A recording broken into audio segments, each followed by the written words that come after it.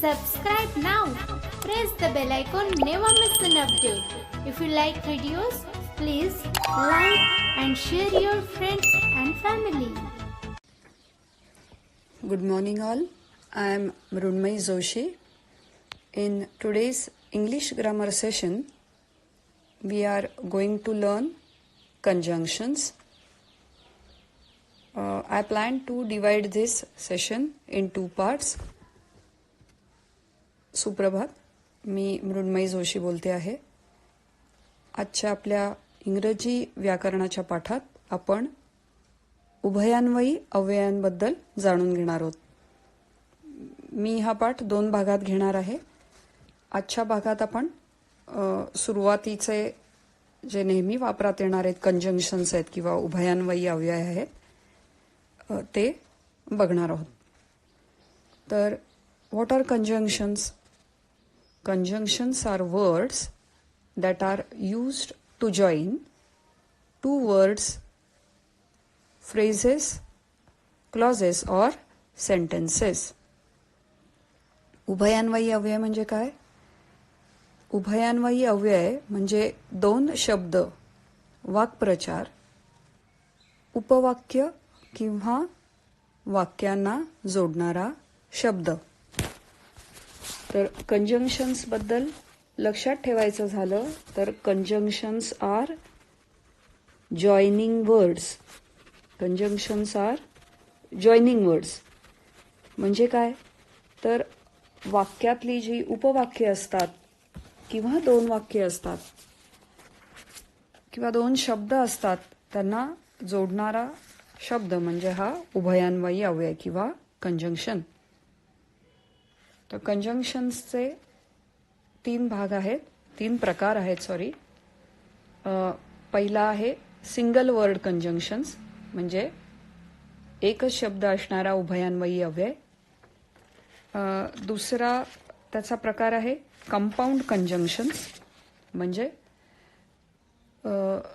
अव्ययांची जोडी जी उभयान्वयी अव्ययांची जोडी जी 2 उपवाक्यांना जोडते ते आहेत कंपाऊंड कंजंक्शन्स.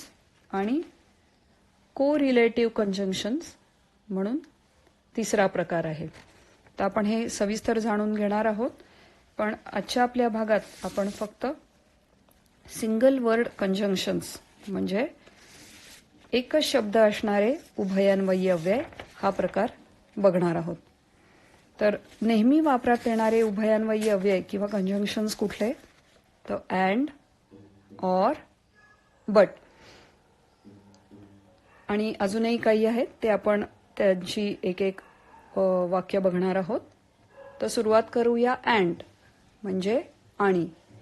हा बरेचदा वापरला जातो अँड हे कंजंक्शन.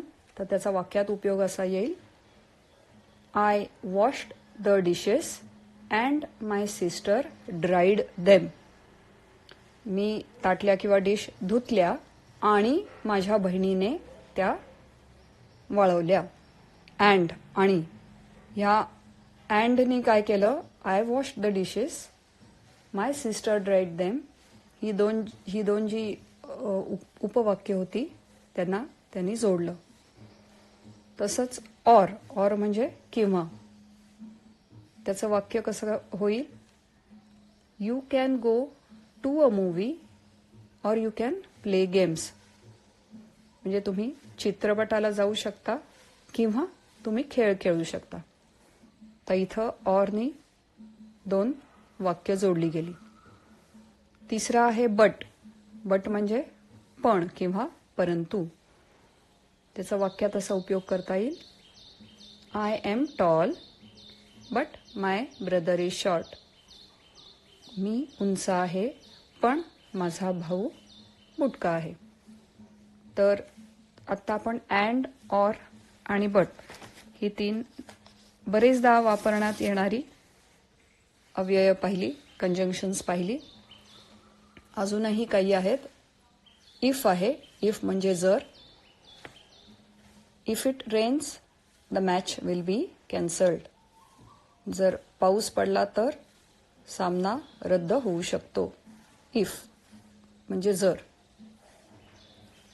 बिकॉज, BECAUSE, बिकॉज म्हणजे कारण. त्याचं वाक्य बघूया. She did not come to school because she was ill. ती शाळेला आली नाही कारण तिला बरे नव्हते. बिकॉजचा अर्थ कारण आहे. पुढचा आहे सिन्स. सिन्स म्हणजे SINSE, सिन्स म्हणजे म्हणून. त्याचं वाक्य बघूया. They did the assignment quickly since the teacher scolded them. पुढचा आहे अंटील. अंटील म्हणजे जोपर्यंत. We will not begin the class until there is silence. आपण क्लास सुरू करणार नाही आहोत जोपर्यंत शांतता होत नाही तोपर्यंत. पुढचा आहे ऑल्दो. ALTHOUGH, ऑल्दो म्हणजे जरी. She went to work although it was a holiday. जरी सुट्टी होती तरी ती कामाला गेली. ऑल्दो. पुढचा आहे दॅट. त्याचा अर्थ असा सांगता येईल की, असे झाले की, त्यातला की. तर वाक्य असं आहे. It is clear that the lockdown will be extended.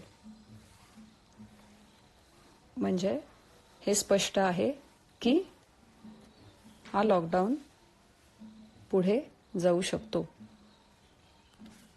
पुढचा शब्द आहे यट. यट हे कंजंक्शन. यट किंवा सो म्हणजे अजून. त्याचं वाक्य असं करता येईल. He has a good job yet he never seems to have money. त्याला चांगली नोकरी आहे तरीही त्याच्याकडे पैसे असत नाही.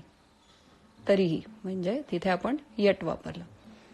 तर ही काही उदाहरणं आपण कंजंक्शन्सची पाहिली. हे सिंगल वर्ड कंजंक्शन्स होते. पुढच्या भागात सविस्तरपणे आपण कंपाऊंड कंजंक्शन्स आणि कोरिलेटिव्ह कंजंक्शन्स बघणार आहोत. धन्यवाद.